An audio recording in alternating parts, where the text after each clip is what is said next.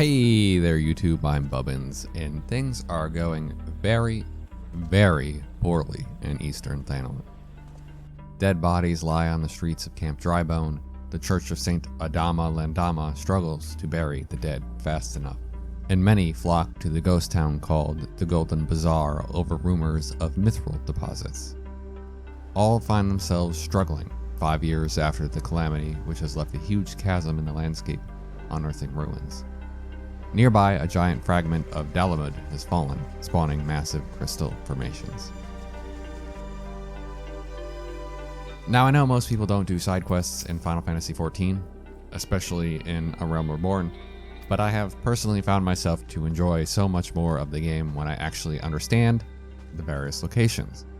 You miss out on so much by not paying attention to the world state and the lore. So in this video, which I'm hoping is the first of many in the future, I'm going to explain everything there is to know about Eastern Thanalan in under 10 minutes. From side quests to touching on the backstory and some of the important locations, we'll cover it all, except for the main story stuff. You've all likely experienced that, and if you haven't, I don't want to spoil it, it's very good. So, with that out of the way, it's time to summarize about 90 minutes worth of content down into just 10. Let's start the timer now. Eastern Thanalan is a place that has been decimated by the 7th Umbral Calamity and is yet to recover. We arrive by means of Camp Drybone and first set out to help Tututsi, who is looking to make last meals for a wounded man and asks us to go gather some meat. We end up being too late by moments. She explains that the man was lucky to even have a family, given many have taken to simply dumping dead bodies in town rather than even bothering to give them a proper burial. She then asks us to gather Elphic lavender that grows near a fallen gubu, which she claims came down from the mountains during the calamity, carrying the seeds of all of these plants, but she doesn't really have much to share. Afterwards, we encounter Caitlin, who asks us to kill 7 dusty mongrels, explaining that they are pests. When we return, she explains that her fiance was actually torn to pieces by mongrels and has since asked every single adventurer who comes to Drybone to kill 7 of them for her. Yeah, that's a lot. That's a commitment. Leaving Camp Drybone, we head up to the church where a brother asks us to kill some of the blowfly swarms, which are proving to be pesky given all of the unkempt graves. Arel, another church member, simply asks us to help pick up some of the gravestones where offerings have been left out for far too long and have started to decay. After picking them up, Arel then asks us to honor those who died alone by placing Nymea lilies at their gravestones. She then explains how the church used to be a small graveyard but has since grown in size with the calamity. But the staff size has remained the same and thus it has become unmanageable. The order won't spend any more money maintaining it, and they can't charge people to bury their dead, especially when many are just dumping bodies around as is. Edward needs help making a tombstone for his sister, but he has no money to get one made and can't go out into the wilderness to gather the materials himself. So off we go to get some cloud marble. Upon delivering it as requested, the brother seems less than pleased, saying the boy is nothing but trouble. Rude. Edward is happy though, and says he now needs to save up Gil for a proper funeral, volunteering to help out the church. While they won't charge for a burial, his sister will need some Gil to give to Thal. With that done, we head back down to the Gubu corpse. There was a man named Josper down there who had a quest for us. He's completely awestruck about these beautiful flowers, especially in this location, and wants our help making sure they're saved. First up, getting some water, then removing biokin eggs, and finally killing gnats to prevent them from laying more eggs. He explains that he's a botanist from Gridania and has never seen the likes of this before, saying he's going to continue studying it before sending his notes back to Gridania. Now we go up to the Golden Bazaar, where 2 prospectors are spreading the word of quote-unquote billions of gil worth of mithril in the hills. Lolulo first needs help clearing the area of imps which are scaring the miners away, but things are never that easy, of course. Even with that problem taken care of, they can't mine yet because the tools she ordered aren't here yet. The merchant is stuck in Camp Drybone because of earth sprites along the road, so it's time to clear those out as well. Later on, after playing the MSQ, if you return, there will be more quests from these same folks. Caitlin is supposed to be bringing her brother-in-law some tuco meat. She obviously can't do that though, because if she does, who is going to send every adventurer off on a quest to kill mongrels in her never-ending quest for revenge? Upon arrival, Benegar is unhappy to hear that Caitlin is still sending adventurers out to kill animals, explaining that he's moved on with his life and it's time that she does too.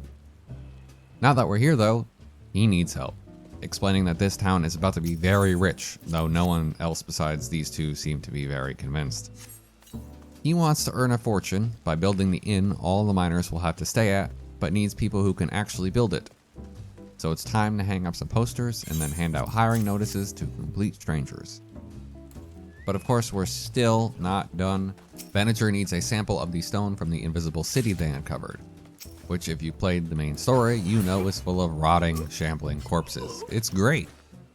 Anyway, he's happy to have the rock, but this still isn't proof of the rumored mithril, but it is a start. He plans on making the Golden Bazaar golden once more, become the richest man in all of Thanalan, and then give Caitlin the life that was stolen from her. Yep, all of this is because he loves his dead brother's fiance. Back at the church, Fwandrik, I'm gonna die saying these names are awful, help. Back at the church, Fwandrik is praying at a tombstone, but is clearly frustrated from waiting hours for her cousin to arrive. He's always late, and so she sends us off to find him.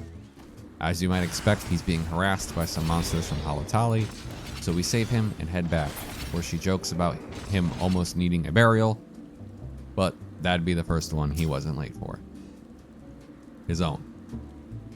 Meanwhile, the father of the church asks us to deliver some pest repellent to nearby refugees from Alamigo. They don't know what to do with it though, so we are asked to place it around. It's not hard to see that they're growing and selling drugs here, but we're not a snitch, so pretend you didn't notice. Outside, Dedeju asks us to go get cloth to mend the priest's robes. We do so, and upon delivering it, find out that the cloth is tattered, frayed, torn, moth-eaten, lice-ridden, and stained with blood. But, I guess it'll do. She mentions her last order was for the Lich Keeper, which was Sid. Baron mentions that someone went to gather Althic lavender from the Gubu, but died in the process, so it's time to cull some mandragoras. He then, finally, explains the story behind the Gubu. It left Corthus. It left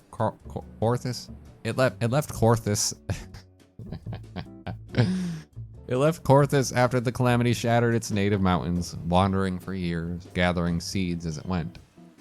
When it died, all of the seeds sprouted from its corpse, a living map of all the places it sought refuge. From north to south, mountains to desert, and all over Thanalan. So yeah, that's why the Gubu's there. It's just fled from the calamity and died, and now things sprout from its all those flowers sprout from its corpse. It's kind of sad, really. Anyway, Baron would also like to show thanks to the father by having us gather some gil from other members of the order. Emagard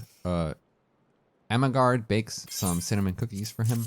You see, father often buys cookies, but always gives them to all the children and refugees rather than eating them himself. He's thankful to receive them, and then reminisces about his son and wife and how the smell reminds him of their home, where he could hang up his hat and drink some mint tea, but then they both died in the calamity.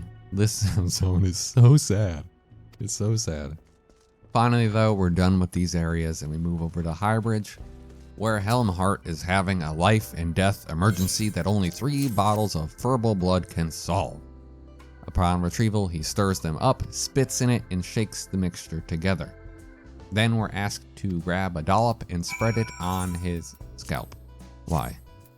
It doesn't solve his problem, as you can imagine, so he sends us out again to get snurble blood instead.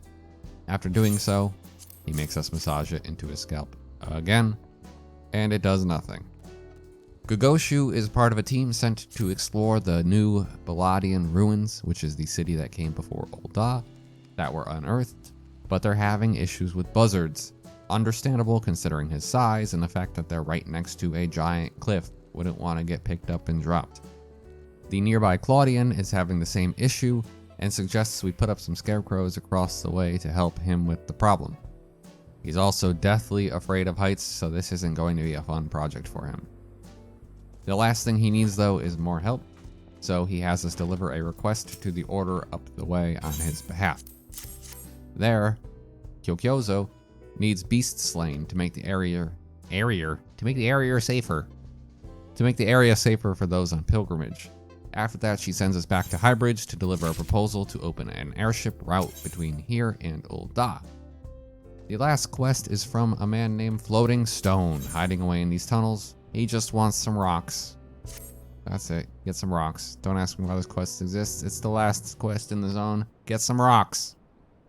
Oh, okay. How long was that? Did I mark it? No. No, it's fine. If I didn't make it, we'll just change the title so I do make it. Yeah.